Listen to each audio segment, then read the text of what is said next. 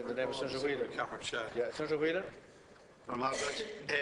Minister, welcome to the Senate, and I'm grateful to you to take this question from me this afternoon. And while it's particularly pitched at the whole idea of Irish libraries and the local authorities tendering for contracts and to stock Irish libraries, I'm appalled to learn that much of these contracts are now being farmed out to overseas companies and multinationals at a time when we should be, at all opportunities, sustaining and supporting Irish businesses, Irish small businesses and Irish jobs. And while the question is particularly pitched in relation to that particular issue, it doesn't just finish there. It applies to all other businesses. In fact, this is an issue that has been raised time and time again by Chambers of Commerce Ireland, by the Small Firms Association, and indeed by the Irish Booksellers Association.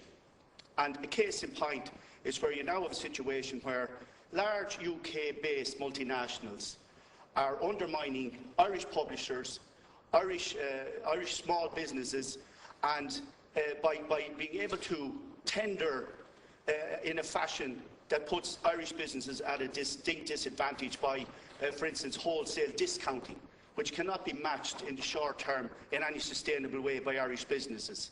And indeed, it is alarming to see that the Small Firms Association, in conjunction with other stakeholders in the Irish small business sector, have recently published data which is alarming, and it illustrates that 28% of government contracts now under procurement and tendering procedures are now being awarded to overseas companies. And that's the equivalent of 3.5 billion worth of business, which also then translates into the sustainability of 42,000 jobs. Now, I know that the government is putting all its energies and efforts into its action plan for jobs and to create jobs. But in the first instance, Minister, I put it to you that as a government, we must at all times try to support and sustain existing jobs as a priority, because once they're lost, it is hard to get them back. And there are some really harrowing personal stories behind what's happening here in this whole procurement and tendering sector, where people are literally, as we're speaking, losing their jobs because Irish firms cannot compete with the multinationals under the procurement and tendering criteria that are applied. And I know that we can't go back to the age of protectionism, and I know we must comply with EU regulations. But it was put to me, I've never seen an Italian policeman driving a Peugeot, or indeed the contrary, a French policeman driving down the street in a Fiat. So it seems to me that somehow or other we in Ireland seem to have a far more zealous and vigorous intention of embracing EU rules and regulations to our own disadvantage and to the disadvantage of Irish businesses. So I'm appealing to you, Minister, to impress upon government as to why is this the case, and why can we not adopt a far more simple and a system of procurement and tendering which is more compatible with the Irish small business sector and more conducive and more strategic in terms of supporting Irish jobs. Thank you, Minister. I take this debate on behalf of my colleague, Minister Howland, who is Minister of Public Expenditure, who unfortunately can't be here. I understand that this question arises in the context of a procurement process currently being undertaken by local authorities. Activity being undertaken in that sector is a matter for, in the first instance, for Minister of the Environment. Secondly, this is currently a live procurement process, and so it would not be appropriate to comment on the actual process underway. The Environment, Community and Local Government Department launched a library policy in December 2013 entitled Opportunities for All, which set out a shared procurement policy in relation to the procurement of library materials. The current debate has been prompted by a competition being run by Dublin local authorities for books. Under Circular 1014, guidance departments and agencies conducting procurement must perform market analysis. In relation to the broader procurement landscape, the reform of procurement across the public service is a key element of the reform programme. Public procurement savings enable public service organisations to deliver much-needed services within the tighter budgets they must now operate in.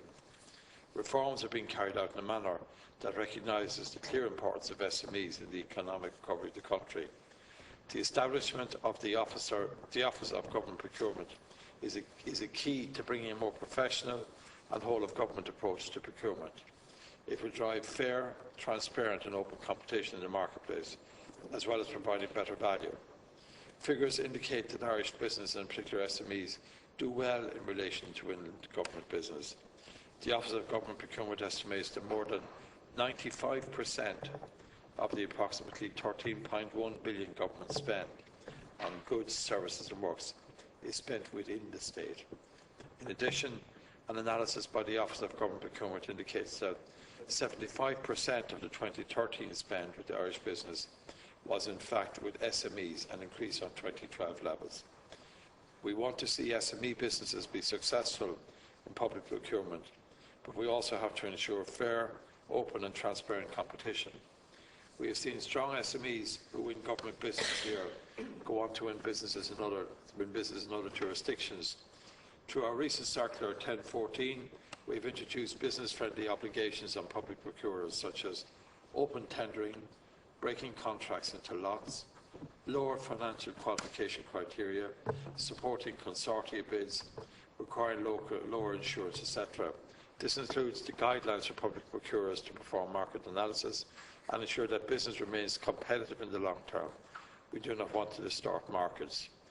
The Office of Government Procurement continues to work closely with industry bodies such as ISME, IBEC, SFA, CIF and Chambers Ireland to reduce barriers. The Office of Government Procurement continues to support supplier engagement and education through the successful Meet the Buyer events and Go to Tender programmes run in conjunction with Intertrade Ireland.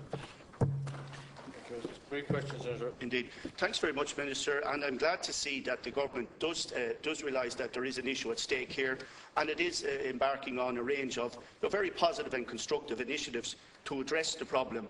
I would simply make the point, Minister, that of course we have to have open, transparent and fair tendering and procurement processes, but I don't think that it's fair when multinationals can undercut and underbid Irish firms and Irish small businesses and family-run businesses, and I think that has to be taken into consideration. And while of course we have to get best value for the taxpayer for any spend, the lowest bid is not necessarily the best bid. And all factors should be taken into account, such as the social and employment implications and the quality of service provision.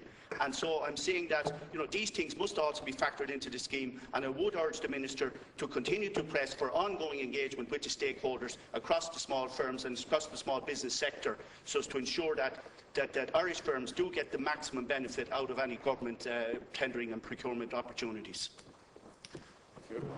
I bring the comments of Senator Whelan to the attention of both ministers, and I think Minister Hogan might be important that his comments would be set. Your comments would be set to him as well, if that's okay.